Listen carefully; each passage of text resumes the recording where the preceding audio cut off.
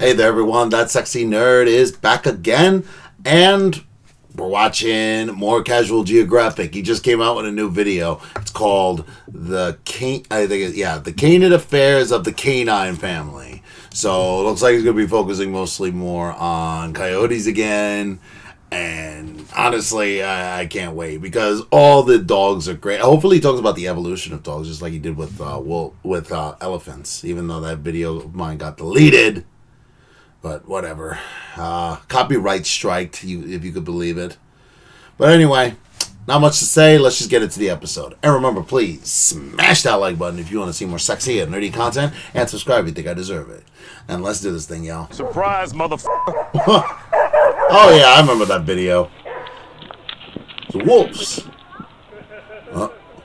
It's like...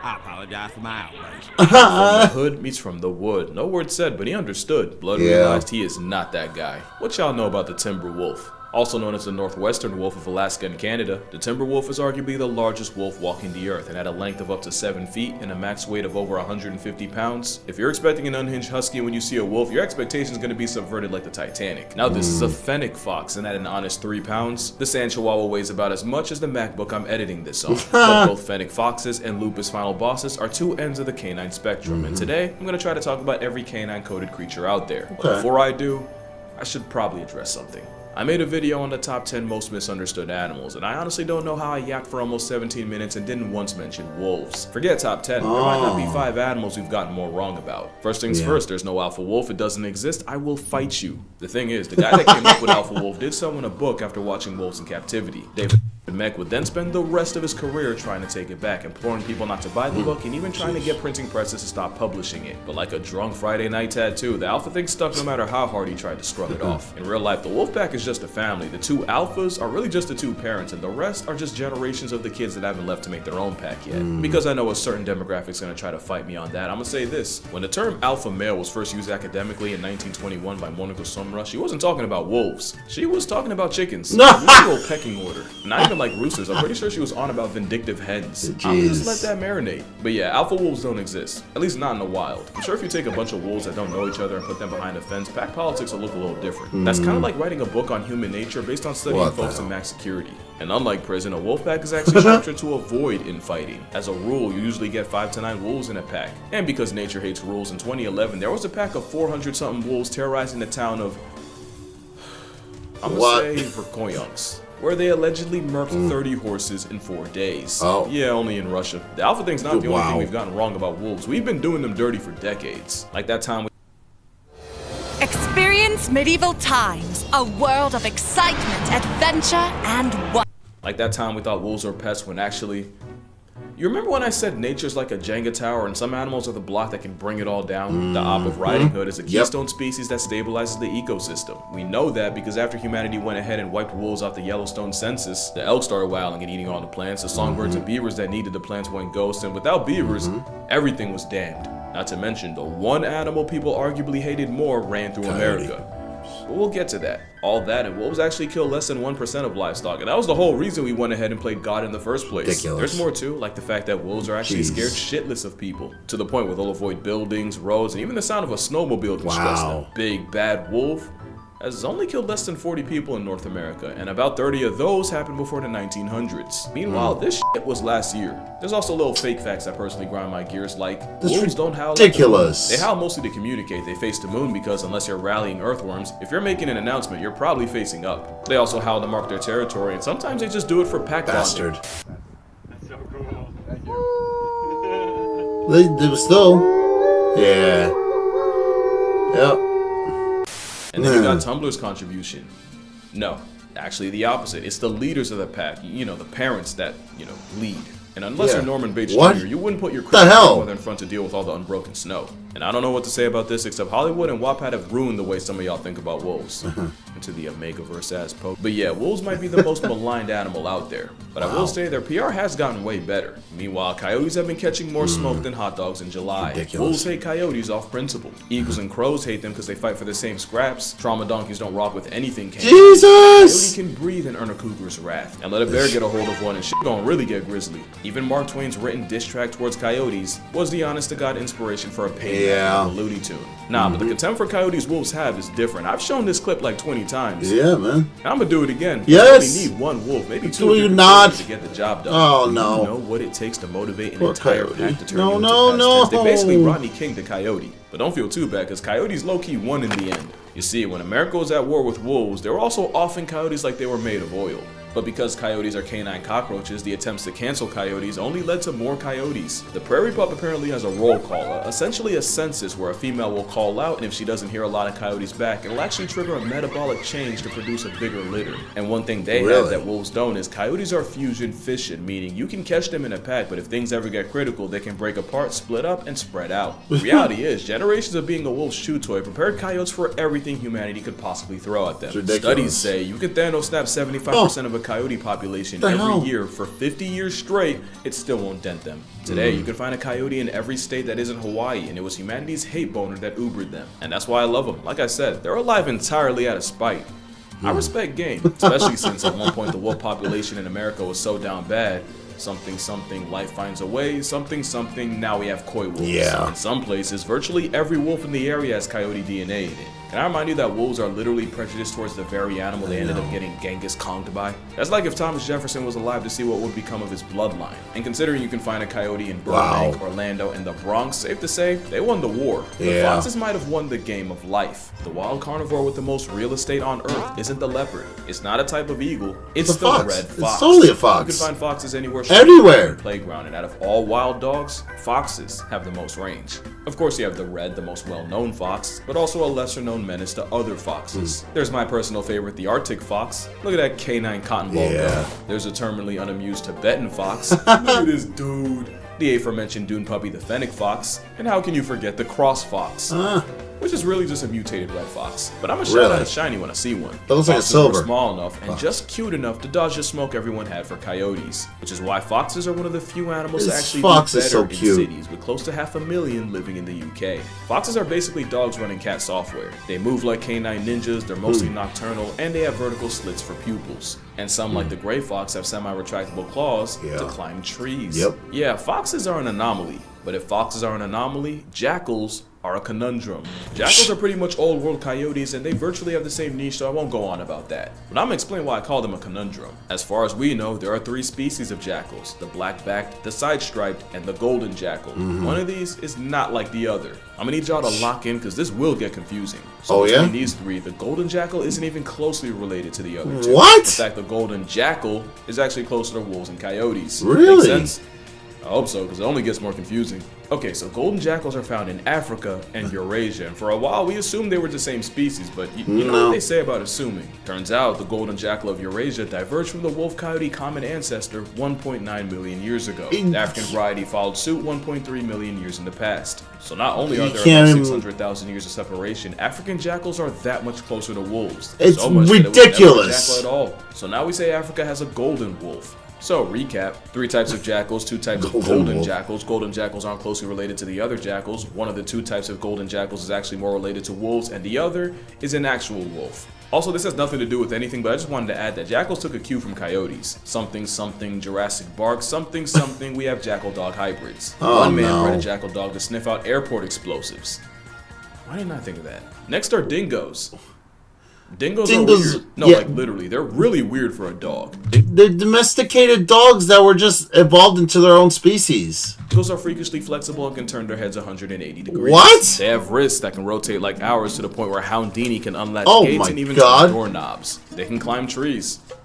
Because of course they can. What? By the way, don't look up dingo tree, you will regret it. They're the top land predator of Australia, and they have the widest jaws of any canine. Wonder where they got that from. Dingoes also have no body odor, and are the main reason a prison steroid bunny chooses waterboarding as a defense tactic. You'd expect a dog molded by Australia to be built different. The only thing stranger is where exactly they came from. Some say dingoes are pet dogs that saw Australia as free real estate, and others, they swear dingoes have been here for 10,000 plus years. But after a whole lot of debating, seems like we finally come to a consensus. Dingoes were more than likely airdropped by sea-traveling humans from the islands of Southeast Asia and China some 5,000 years ago, where they stayed isolated from anything canine until European settlers pulled up much later. Before that, dingoes had this relationship with indigenous Australians. Not exactly like pets, but they were chill with each other. After Well. years of plot development, they would become the kangaroo Well, nightmare oi. we know them as today. They've been compared to New Guinea singing dogs, Carolina dogs, and Indian pariah dogs. And if you Really? look close enough, yeah, I can see it. There is another Yeah. argument as to whether dingoes are their own thing or just another subspecies of wolf. The way I see it, dingoes aren't from there, but they were brought there, and they've been there long enough to have a defined role in the system, and now you can't tell the history of the country without talking about them. Kind of like... Never mind. Happy Juneteenth. Yeah, but at this point, Oh. dingoes are definitely their own thing, which makes people wanting them dead crazy. Basically, dingoes took a page from coyotes and jackals and got busy with the feral dogs around them. Problem is, some people use that as a loophole to justify murking dingoes on sight, since they could be like, oh, it's a hybrid, so it's not pure, so it's not protected. But contrary to popular belief, pure dingoes come in many colors, and most dingoes tested came back as pure. The way I see it, dingoes earned their spot at the Australian lunch table, even if one really did eat her baby. That's not a joke. A lot of y'all owe this woman an apology. So most canines are obviously social, and like I said, coyotes go with whatever's most convenient. But there's one dog that weaponizes the power of friendship better than arguably any other animal, and that is, of course, the African wild dog. Can y'all see that? Yeah. Yeah. They have I a see. shirt rate of The 80%. Mostly because they're like homicide hounds running on Duracell. They don't get tired. They can easily run anything into exhaustion. But it's their teamwork that makes them OP. African dogs hunt in a relay form, with different dogs taking turns leading the chase. And once they make the kill, African wild dogs might be get the the only babies. animals that let their pups eat first. Painted hounds are so down for each other that the hunt doesn't even happen unless the group votes on it. And they vote by sneezing. Get enough sneezes and the gazelle's fate gets sealed. Obviously, the lead dog's vote counts for the most, but enough underlings can decide the outcome if they stick together. That's Before they cool. hunt, wild dogs have these ceremonies they do as a ritual that's pretty much a predatory pep rally. Their bond is so strong that there have been reports of rescued wild dogs getting so depressed from the separation from their pack that the grief literally kills them. And if a pup ever goes missing, the pack will put everything to the side and spend days looking for it. The loyalty of the African wild dog has no equal. But it might have a close second. Those are the forgotten wild dogs of Asia. They are. Literally because they're related, but also because they too get carried by numbers. They usually hunt light work like deer, boars, and rodents. The family foxes have been recorded bringing down buffalo, gars. I've There's never even one seen case a of taken seagulls down apparently bar. erasing a young elephant. The dog, though bigger than a border collie, has even shifted tigers and jumped leopards. You can't pull that off without some world-class communication, and communication is what doles do best.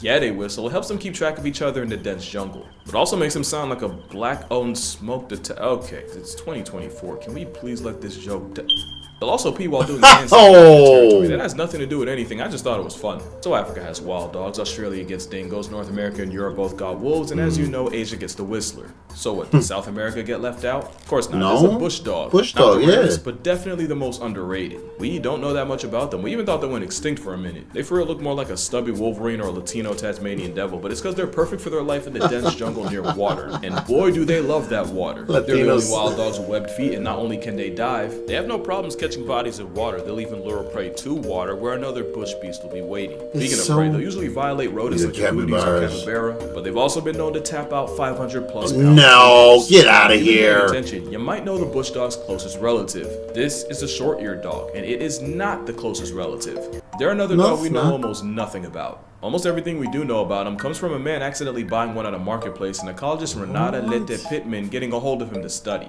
What we do know is the females are way bigger than the males. They don't hit puberty until they're 3, which is pretty weird for a dog. And one of the reasons you've probably never seen one before is they spend most of their lives in armadillo burrows. But yeah, the closest relative of the bush dog isn't its short-eared understudy. It's, yep, The maned it's the wolf. main wolf. Even though it's not a wolf or a fox, it's really just its own thing. Every group has that one weird member. For birds, it's owls. The For main big wolf. cats, it's for sure the non-boring snow leopard. And for dogs, it's absolutely this slender puppy. It's so Don't let the weird. factboots fool you. A motivated maned wolf can hit over 40 miles per hour. You know what's really funny? They smell like weed.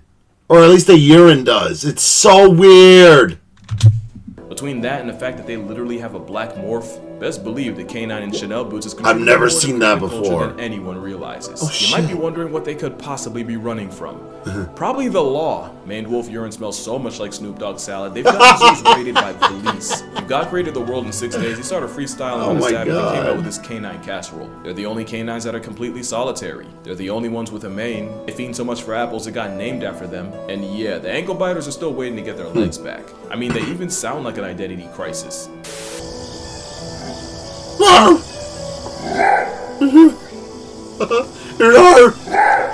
I wouldn't expect a skunk-scented, vertically gifted, apple-eating Waluigi hyena to sound any different. crazy. But I never would have guessed what they sounded like. A raccoon dog. Oh. She's never laughed at my ad campaigns. Then again, she's never really seen my ads.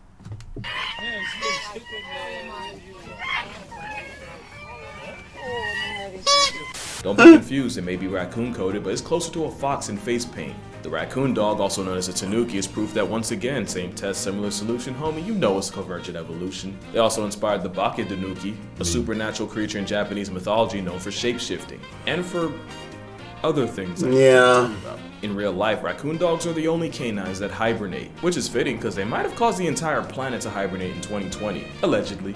Also, Tom Nook. Allegedly. Tanuki. Tom Nook the Tanuki.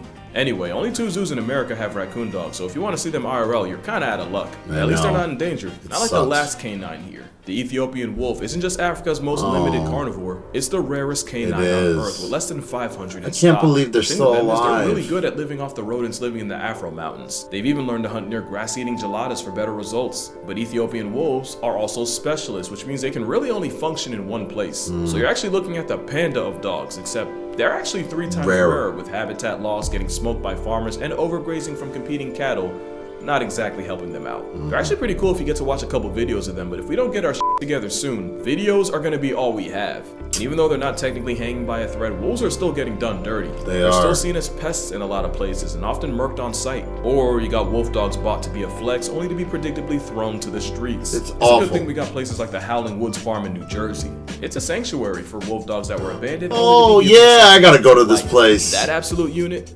his name's Orion. They all have different combinations of wolf with different personalities. Some are 30, 40% wolf, some are up to 95. As you can see, I don't discriminate. Even Sirius the tripod got a lot of love. Don't tell the others, but she's my favorite. Yeah, of I really course. feel like if we had more places like this, wolves would be so much better just off the PR. And it's not just wolves. Howling Woods has coyote dogs too, although you can't really go in with them. This isn't sponsored, by the way. They're not paying me or anything. I just really believe in what they're doing. And if you do too, the link to donate to their sanctuary will be in the description. I'll be personally pledging a decent amount. But that's gonna do it for this video. Make sure you drink water. Tell your father you appreciate him. Mom too, I ain't forget about y'all. Make sure you spread the word, the wolf word, and I'ma see y'all in the next one.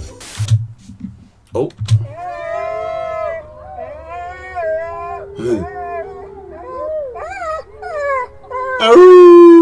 Come on! The African Hello? Hello? Hello? Hello? Aw, your doggy. Hey, girl.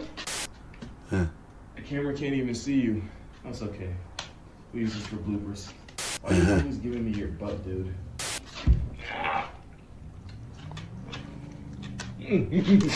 Damn.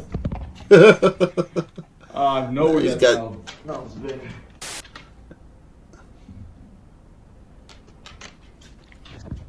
Oh, and then he got to mess with the camera, right? I wish I had a setup like that. Wow.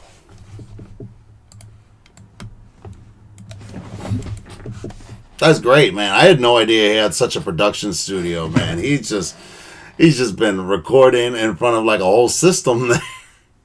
But yeah, that was great. I loved every second of it. I love that he did that. He did that with cats first. He did a whole video on explaining like cats and their ancestry and everything. And it's about time he tackled the dogs. What'd you guys think of the video? Please smash that like button if you want to see more sexy and nerdy content, and subscribe if you think I deserve it. And I'll see y'all in the next episode.